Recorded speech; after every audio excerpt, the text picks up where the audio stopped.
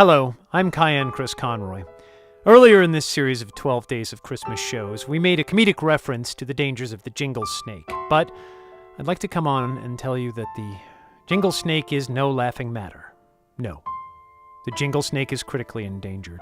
Every year, over 200,000 jingle snakes are illegally hunted, captured, and cruelly slaughtered so that their bells may be harvested. These are then used in toys, ornaments, sleighs, and jingle snake bell soup. This is then sold in South Korea, Japan, China, and parts of Europe. This is a tragedy, because jingle snake bell soup is not only completely indigestible, but it tastes absolutely horrible. It's usually just spit out in a highly comedic fashion, then dumped over a waiter's head for a laugh. And while this is occasionally hilarious, it is ultimately tragic.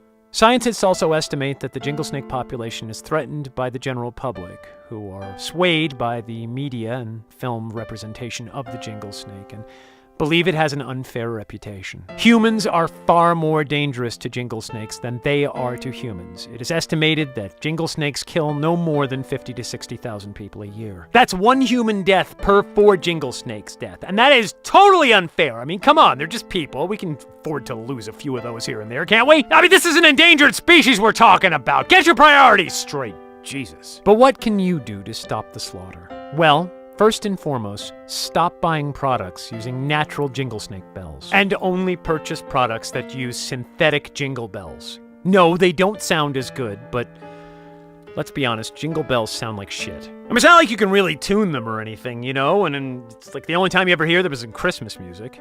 And really, the only products that use jingle bells at all are like cat and bird toys and occasionally sex toys, though that last one might be regional. That's right, you know, if you hear jingle bells and it's not Christmas time and there are no pets around, you know what's going on. The second thing you can do is call your congressman or senator and tell them everything you know about jingle snakes. And I mean everything that you've learned on this podcast about jingle snakes. Call them up, tell them all about the sex toys and the harvesting and the soup.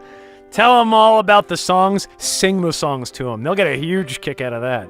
And thirdly, and possibly most importantly, donate generously to charitable causes and foundations that help protect the jingle snake, as well as other holiday-themed animals. Animals such as the New Year's bear, the Easter gazelle, the Valentine's wombat, and the National Pharmacist Day mantis shrimp. Though I'll warn you up front that those charities might not be tax-deductible. But never mind, I mean, it's a good cause. Donate to it. What were you going to spend that money on anyway? What? Food? And then what? You're not hungry. Oh, big deal. Then you get killed by a jingle snake, and now who feels stupid? Yeah, you.